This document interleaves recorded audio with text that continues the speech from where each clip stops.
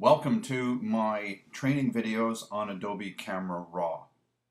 What we're going to be doing is looking at the various aspects of Adobe Camera Raw.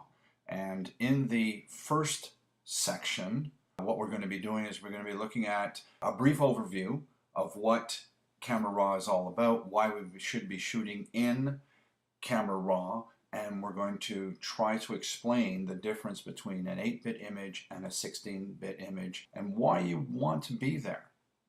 Then, the next thing I'm going to do is I'm going to introduce you to my little rant about some little feature in Adobe Camera Raw that is at the end of the workflow, and I believe it should be at the front of the workflow, and that is the camera calibration tab. We'll get into all that kind of stuff. Don't worry about it. The next thing is we're going to go through the Camera Raw interface, and we're going to explain the differences between the process versions that are out on the market. We have currently process version 2012, 2010, and something that went back all the way to 2003. Then, the next thing we're going to be doing is we're going to be taking an in-depth look at Camera Raw's editing tools.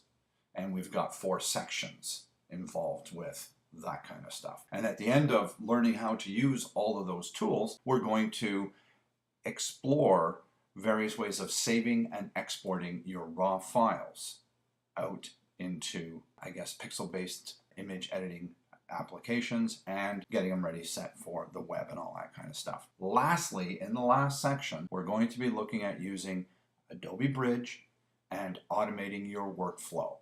In the first 2 sections, we go through the painful detail of what each slider does and why you need to go in and possibly work with this one and that one.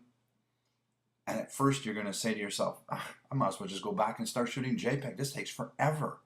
But what I want to show you in this last section is how you can automate your workflow and take advantage of all the knowledge that you have gained in the previous videos so you can actually make 7, 8, or 10 adjustments with just one click. And on top of that, I'm going to also show you how to actually do this without even going into Camera Raw, but just doing it straight through Adobe Bridge interface.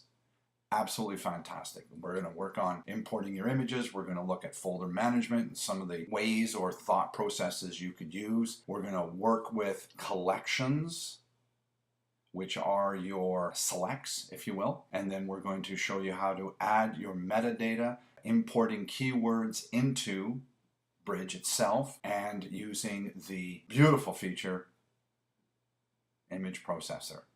It is absolutely fantastic. You're going to love it. Your workflow is just going to be so much more simpler, and your workflow is going to be more efficient. You'll spend less time after you understand everything that I'm going to talk about in these videos. By the time you get to the end, and practice, practice, and practice the stuff, you're going to be spending less time on the computer and more time out shooting. And, seriously, that's what it's all about. Let's get started.